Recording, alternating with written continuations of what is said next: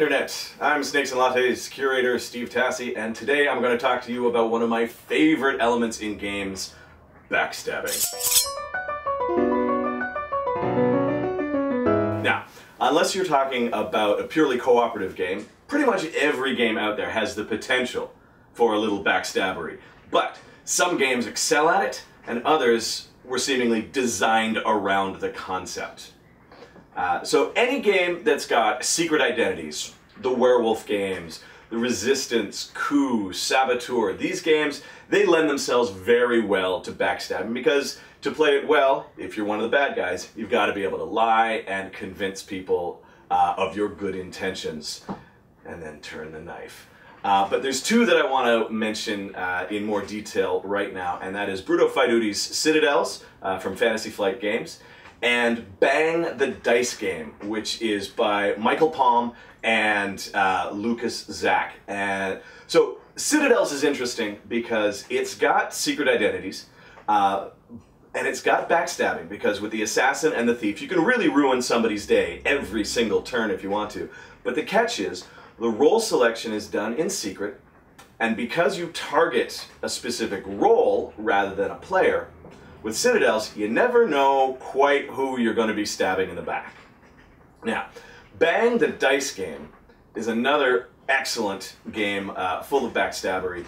It takes all the good stuff out of the original Bang and ditches all the stuff that makes the card game too long and too complicated. Now, I want to warn you though, the box does lie a little bit. Bang the Dice Game claims that it's good for 3 to 8 players, and that's not really true, because until you get to 5 players, you don't have the deputy role in play, and without that hidden secret deputy, there's no mystery for the sheriff, there's no real room for backstabbing. But definitely, if you like Bang, or were thinking about getting into Bang, try Bang the Dice Game. Now, next up is Kurt Covert's Cutthroat Caverns from Smirk and Dagger Games. Now this is a game just built for betrayal. In fact, it's right there on the cover of the box. It says, you can't win without teamwork, or you can't survive without teamwork, you can't win without betrayal. Because you're working as adventurers in a dungeon fighting monsters. Only the player who makes the killing blow gets the points for killing a monster, but you're never going to get that killing blow if everybody isn't helping each other to defeat the monster in the first place. So it's that we're fighting, we're friends, and can I be the jerk who gets the kill? You bet you can.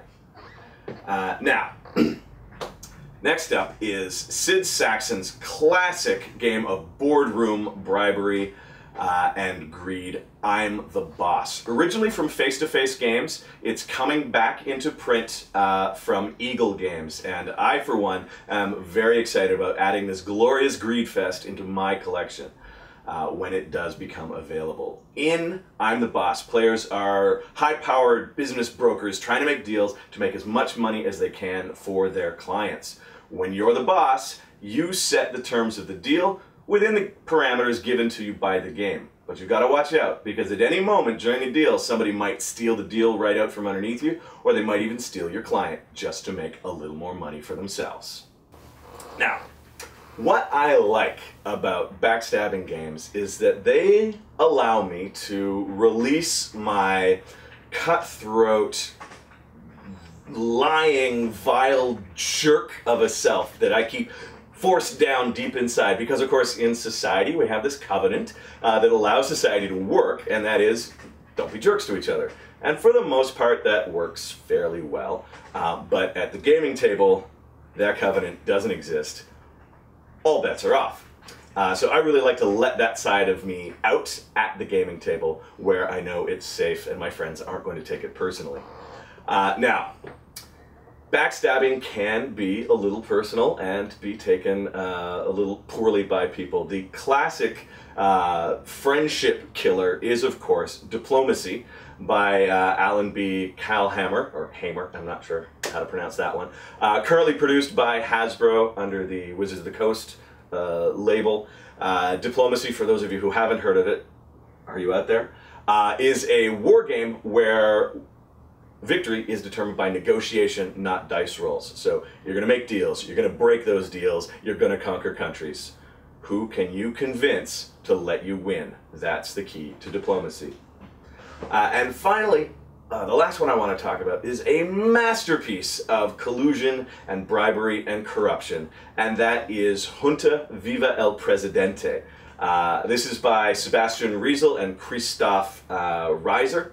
Published by Z-Man Games. It is currently, this bad boy is out of print right now, so keep an eye on those math trades and internet auction sites, or email Z-Man Games at the email that's appearing on your screen right now, and let them know that you want Junta, Viva el Presidente back in print.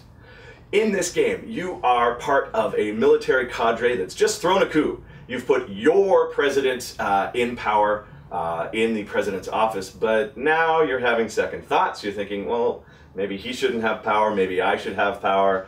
What's going to happen is the president bribes everybody to maintain their support.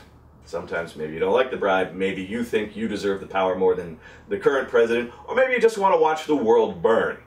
Anyway, at the end of a round, if the president's still in power, all those players who didn't attack him, they get their bribes. But anyone who turned their back on the president gets nothing. And if enough people turn their back on him that he's been deposed, well then nobody gets anything, and the new president takes over, bribing everybody for their support. Fantastic game. If you have the chance, give it a shot. Anyway, that's it for Backstabbing Games. Enjoy the rest of your day.